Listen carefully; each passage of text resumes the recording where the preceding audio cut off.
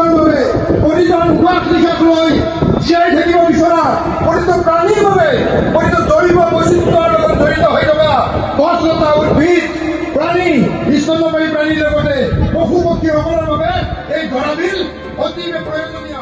দৰাবিল গছৰণীয়া পথাৰ সুৰক্ষা সমিতিৰ উদ্যোগত বিশাল ৰাজহুৱা সভা।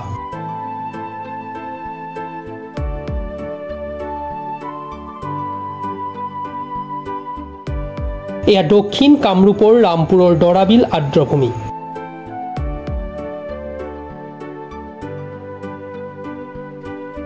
এই বিলখনক বিলডৰা নামেৰেও কোৱা হয়।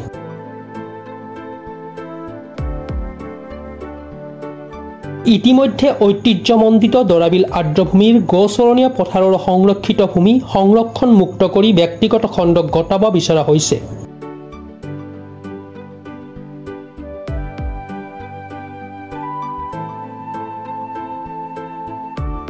MS new Kolkata international development private limited নামৰ কোম্পানী এটাক লজিষ্টিক পাৰ্ক নিৰ্মাণৰ বাবে চৰকাৰে অধিগ্ৰহণ কৰিব বিচাৰিছে দৰাবিলৰ 150 বিঘা জমি। পিছে চৰকাৰৰ এই প্ৰস্তাৱক মুকলি বিৰোধিতা কৰিছে স্থানীয় ৰাইজে। চৰকাৰৰ এই প্ৰস্তাৱৰ সম্পূৰ্ণ বিৰোধিতা কৰি আজি দৰাবিলৰ বাকৰিত অনুষ্ঠিত হয় এক বিশাল ৰাজহুৱা সভা। আজিৰ এই ৰাজহুৱা সভাখন ৰাইজে সফল কৰিছে। পৰিৱেশৰ স্বাৰ্থত ৰাইজৰ খাতি খোৱাত বিলপৰীয়া মানুহৰ স্বাৰ্থত ৰাইজ ওলাই আহিছে আৰু ৰাইজে আমাৰ দৰাবিল গছৰণীয়া পথাৰ সুৰক্ষা সমিতিক কিছুমান দিহা পৰামৰ্শ দিছে আৰু আমি সেইমতে আগবাঢ়িম। ৰাইজে এটা কথা থিৰাং কৰিছে যে যিকোনো মূল্যৰ বিনিময়ত ৰাইজে আমাৰ এই গছৰণীয়া পথাৰখন, বিলখন আৰু এই সমগ্ৰ আৰ্দ্ৰভূমিখন কোনো লজিষ্টিক পাৰ্কেই নহয়, যিকোনো ধৰণৰ নিৰ্মাণ কাৰ্যৰ বাবে এৰি নিদিয়ে। সেইকাৰণে ৰাইজে যিকোনো পৰ্যায়লৈ যি পৰ্যায়লৈ যাব লাগে ৰাইজে সেই পৰ্যায়লৈ যাম বুলি আজি প্ৰতিজ্ঞা কৰিছে। ৰাইজে কৈছে আমি যি কৰিব লাগে সেয়াই কৰিম, কিন্তু আমি নিজৰ পথাৰখন, নিজৰ বিলখন, আৰ্দ্ৰভূমিখন এৰি নিদিওঁ। আৰু আমি সেইটোৱে আপোনালোকক জনাইছোঁ যে সমূহ ৰাইজেও আমাক সহযোগ কৰক। আপোনালোকৰ মাধ্যমত আমি ৰাইজক অনুৰোধ জনাইছোঁ, সকলো ৰাইজে আমাৰ দৰাবিল গছৰণীয়া পথাৰ সুৰক্ষা সমিতিক সহযোগ কৰক। আমি প্ৰকৃতিৰ স্বাৰ্থত, মানুহৰ স্বাৰ্থত, খাতি খোৱা বিলপৰীয়া মানুহৰ স্বাৰ্থত যিবিলাকৰ মানুহৰ এই বিলখনৰ লগত প্ৰত্যক্ষভাৱে জড়িত, তেওঁলোকৰ জীৱন জীৱিকা জড়িত হৈ আছে, আমাৰ এই অঞ্চলৰ আৰ্থ সামাজিক কথা জড়িত হৈ আছে, সেই অঞ্চলৰ মানুহৰ সেই আৰ্থ সামাজিক স্থিতি ঠিকে থাকক, ভালে থাকক, আগৰ দৰে থাকক, প্ৰকৃতি ঠিকে থাকক। মানুহ প্ৰকৃতি সকলো ভালেই থাকিলেহে আমি মানুহে আচলতে এখন সুস্থ ভৱিষ্যতৰ পৃথিৱীত বাস কৰিব পাৰিম। তাৰ কাৰণে আমি সকলোকে অসমবাসী, সমগ্ৰ পৃথিৱীৰ মানুহক আহ্বান জনাইছোঁ, আমাৰ লগত সহযোগ কৰক আৰু সকলোৱে মিলি আমি দৰাবিল ৰক্ষা কৰোঁ আহক।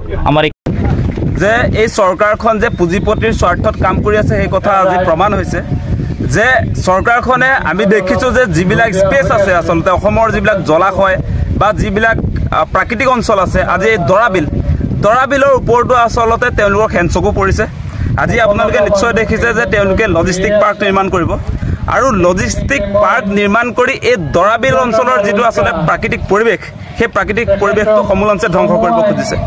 ইয়াত আচলতে আপোনালোকে নিশ্চয় জানে প্ৰায় 10,000 মানুহ এই দৰাবিল অঞ্চলটোৰ লগত জড়িত হৈ আছে, ইয়াৰ আপোনাৰ বিলৰ লগতে গছৰণীয়া পথাৰ। গতিকে এই কৰ্মজীৱী যিবিলাক মানুহ, আজি আপোনালোকে দেখিছে ইয়াত মৃৎশিল্পীবিলাক আছে, ইয়াত মৎস্য যিবিলাক আচলতে মৎস্য ব্যৱসায়টোৰ লগত জড়িত, তেওঁলোকৰ জীৱন জীৱিকা জড়িত হৈ আছে। ইয়াত আপোনালোকে দেখিছে যে গোপালকসকল আছে, ছাগলী আছে, বিশেষকৈ দৰাবিলত যিবিলাক আচলতে মৎস্য আছে, যিবিলাক জীৱ আছে, সেই গোটেইবিলাক কিন্তু ধ্বংস হৈ যাব। গতিকে আমাৰ কথাটো অতি স্পষ্ট যে কোনো কাৰণতে দৰাবিলক ধ্বংস কৰিবলৈ দিয়া নহ'ব। এতিয়া কলিকতাৰ এটা কোম্পানীক তেওঁলোকে লজিষ্টিক পাৰ্ক নিৰ্মাণ কৰিবলৈ অনুমতি দিছে আৰু তাৰ কাৰণে ইতিমধ্যে প্ৰতিবাদ আৰম্ভ হৈছে। আজি যিটো ৰাজহুৱা সভা, ইয়াত সকলো দল সংগঠন, বিশেষকৈ এই অঞ্চলৰ ৰাইজে প্ৰতিবাদ কৰিছে। সকলোৱে কৈছে আমি কোনো কাৰণতে দৰাবিলত লজিষ্টিক পাৰ্ক নিৰ্মাণ কৰিবলৈ নিদিওঁ, সেই কথাটো স্পষ্ট। এতিয়া আপোনালোকে নিশ্চয় দেখিছে তেওঁলোকে শুনানিৰ নামত একাংশ মানুহক আচলতে বাৰম্বাৰ মাতি আছে, কিন্তু পাব্লিক হিয়াৰিং আমি কৈছোঁ, ইয়াৰ পৰাই আজি এই প্ৰস্তাৱো কৈছে যে এই যিটো অঞ্চল তেওঁলোকে চাইছে ইয়াত আচলতে পাব্লিক হিয়াৰিংবিলাক হ'ব, এই লোকসকলে দিব মতামত। গতিকে এতিয়া চাৰ্কুল অফিচত বা DC অফিচত ইয়াৰ মানুহবিলাকক এনেই এজন দুজনকৈ মাতি থাকি লাভ নহ'ব নহয়। কিন্তু এতিয়া এই অঞ্চলৰ ৰাইজৰ সিদ্ধান্ত যে আচলতে পাব্লিক হিয়াৰিং হ'লেও আমি দৰাবিলটো আমি বচাব লাগিব, পাব্লিক হিয়াৰিং ইয়াত হ'ব লাগিব বুলি কোৱা হৈছে। গতিকে চৰকাৰখনে এই অঞ্চলৰ ৰাইজৰ যিবিলাক আচলতে মতামত অভিমত সেইবিলাক পাত্তা দিয়া নাই গতিকে এটা সিদ্ধান্ত অলৰচৰ হৈছে যে কোনো কাৰণতে কৰ্পৰেট হাউচক এনেকৈ অসমৰ মাটি তৰাবিলৰ মাটি কেতিয়াও এৰি দিয়া নহয় নিউজ ডেস্ক ৰিপৰ্ট প্ৰাতঃ time digital Mobile Plus Physiotherapy Wellness and Rehabilitation Center দক্ষিণ কামৰূপৰ ব্যৱসায়িক প্ৰাণকেন্দ্ৰ বিজয়নগৰৰ লগতে ভিআইপি চক আৰু গুৱাহাটী মালিগাঁও পাণ্ডৱনগৰত থকা তিনিওখন ক্লিনিক বৰ্তমান প্ৰায় 20 বছৰৰ অভিজ্ঞতা পুষ্ট তথা এতিয়ালৈকে প্ৰায় 40,000 ৰোগীক সুস্থ কৰি তোলা ডক্টৰ পল্লৱীনাথৰ তত্ত্বাৱধানত চলি আছে এই ফিজিঅথেৰাপি চেণ্টাৰ তিনিটাত বৰ্তমান অভিজ্ঞ ডক্টৰৰ দ্বাৰা যিকোনো জটিল ফিজিঅথেৰাপি চিকিৎসাৰ লগতে যিকোনো ৰোগীৰ ঘৰলৈ গৈ চিকিৎসা সেৱাৰ সুব্যৱস্থাও ৰাখিছে